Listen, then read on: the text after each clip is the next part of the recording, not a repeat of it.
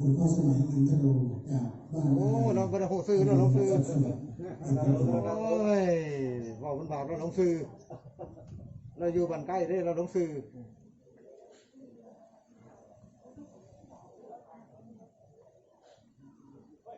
มาตะพีเลยทั้งนานี่ยังมาทั้งนา4 คนเลี้ยงนากันเขาลบทั้งสี่คำนับทั้งสี่เอ้ยขึ้นมาเดี๋ยวพามาที่นั่นก็ได้สองลูกเราพิจารณาข้าง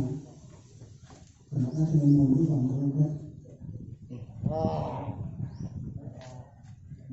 มวยดังทำไมอยู่ทางปุ่นคนละพื้นว่างควายหนาควายหลังเด้อเขาจะจับยังไงคานหนาคานหลัง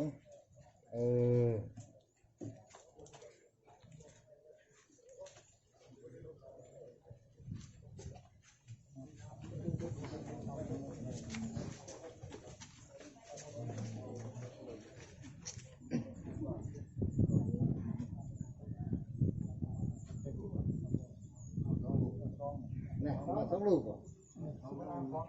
กับจับโหลดล้ำโหลดที่ต่อไปทางบ้านคนล้ำเลยล้ำทั้ง2นายสมัครจันแท่งเรียนอบตศรีโยงาม2นายทวีโยธีผู้ใหญ่บ้านคงสวัสดิ์มนมาทั้งปีบอกก็แน่ที่เรา3นายสมหมายรุ่งแสงสอบตบ้านนนท์บัว4นายสมานบุตรพิชาติบริเวณ4 ท่านพระพระมงคล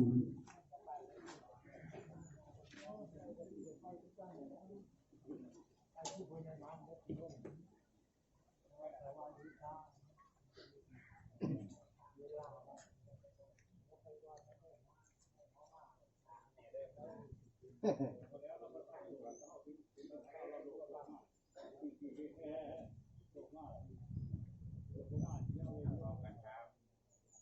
ราบพระธนทิมนต์พระคุณเจ้ารูปถัดไป2 รูปเป็นการพิจารณาภาพนิมนต์ด้วยความเคารพอย่าง2 ครับอย่านั่งแม่ใส่ลูกนั่งซับ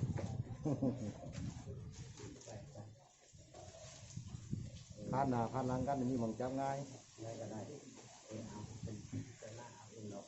เอามนธร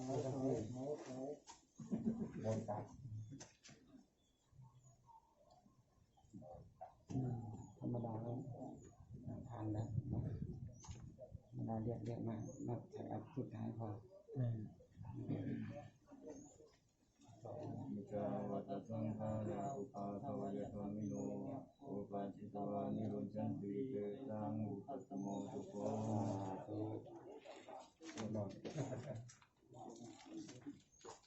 ที่จะไปชุดพิเศษรวมญาติของเจ้าภาพขอเชิญคุณแม่พุทธใจเรืองคุณแม่ไทยมณีโชติคุณพ่อทันใจเรืองคุณพ่อปันใจเรือง4 ท่านรับการเชิญซึ่งเป็นสายเลือดของญาติของผู้วายชนขอเชิญทั้ง4 ท่านคุณแม่พุทธใจเรืองคุณแม่ไทยมณีโชติคุณพ่อทันใจเรืองคุณพ่อปันใจเรืองขอเชิญ4 ท่านครับลูกว่าท่านเราลูกไว้เราไว้ไม่ได้เราเป็นผู้วายชนเป็นตัวแทนจับตัวแทนมาคนนึงมาแค่นอกก็ได้เราไม่ตัวแทนเราตัวจริงเหรอเพราะว่าไม่มีตัวแทนครับตัวตนเป็นตัวจริงครับตัวจริงอย่าห้ามพูดอย่าท่านจะอะไรท่านต้นที่บุญพระพุทธเจ้าสอนให้เราไปที่จะมาเคารพสมบูรณ์กันเลยยางขึ้นมาเป็นอย่างมาบุ้มคู่กันก่อนเลยเขาเป็นอย่างเอาเบอร์ตลปัดจับคนละพื้นว่าง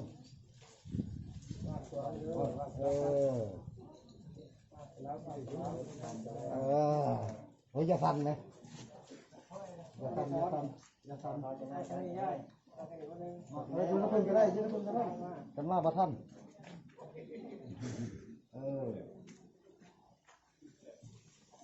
จับองค์ละ2 หนุดจับ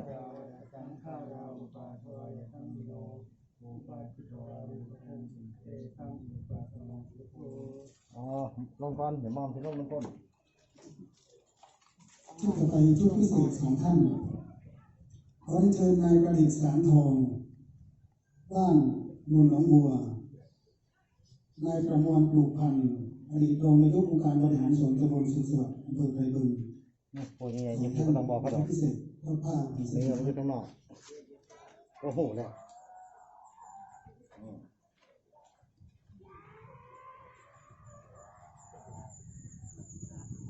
กราบพระธนนิมนต์พระคุณเจ้าสองรูปต่อไปเป็นองค์พิจารณาว่า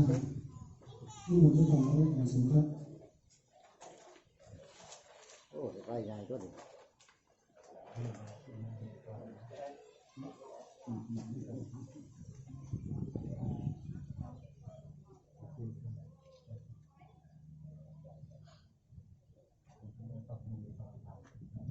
ไปเลย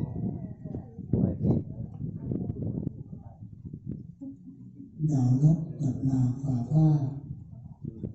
ใหญ่ไม้เป็นค่าจากต้นหมอกบางกลางหัน ไปสิบอกไหน นั่นที่ละ